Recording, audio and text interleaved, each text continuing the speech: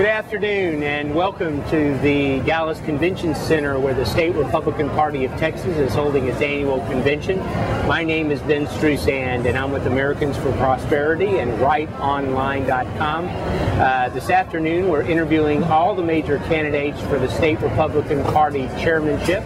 And joining us now is Cathie Adams. Cathie, thanks for joining us this afternoon. Thank you. It's my privilege. And Cathie, why don't you tell our bloggers a little bit about your background? I know you worked for many years with the State Republican Party, and I believe you were a national committee woman before you got drafted to become party chair when Tina Benkaiser resigned. That's right. As a matter of fact, I have been a delegate to conventions since 1988. So I've been around for a while. I tell my staff now that I was here when the earth cooled. But actually, I have thoroughly enjoyed the political process as an election judge. I've been involved in campaigns every year. Absolutely enjoyed supporting our candidates and working to get conservatives elected at every level.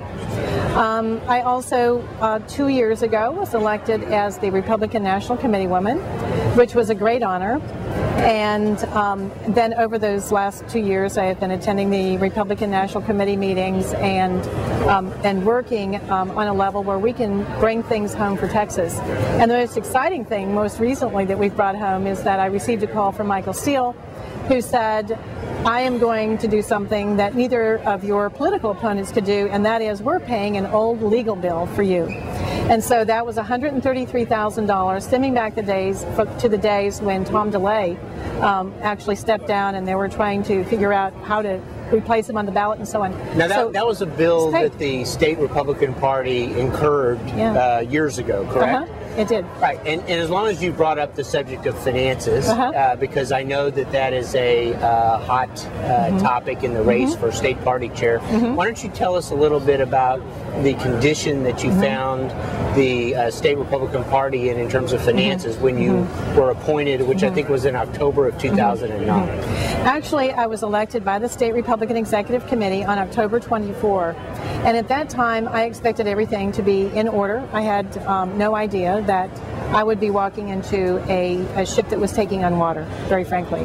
And the exciting thing is that I was able to go in and find where the hole in our ship was. I plugged that hole, and we have been on the rebound ever since. Our ship is now floating and on course to winning elections in November. Since I have been chairman October 24, we have raised over $2 million from 31,000 donors. Now, I have a couple of opponents who want to take the party out of those grassroots hands and put it into the hands of a few donors. But I think it's very important that we keep the party running by the grassroots, because those are our voters. Those are the people whose voices need to be heard in this process. And I am so excited about our debt that I did inherit now being paid down by 41%. So our house is in order. We're set to win elections in November. And Cathie, some of the other candidates have, I guess, made the point or tried to make the point that the party is no longer the leading Republican institution in the state of Texas, that there are other organizations that have been formed, and that the party's political clout, if you will, has diminished over the years. And, you know, whether it's true or not, I guess we could debate that.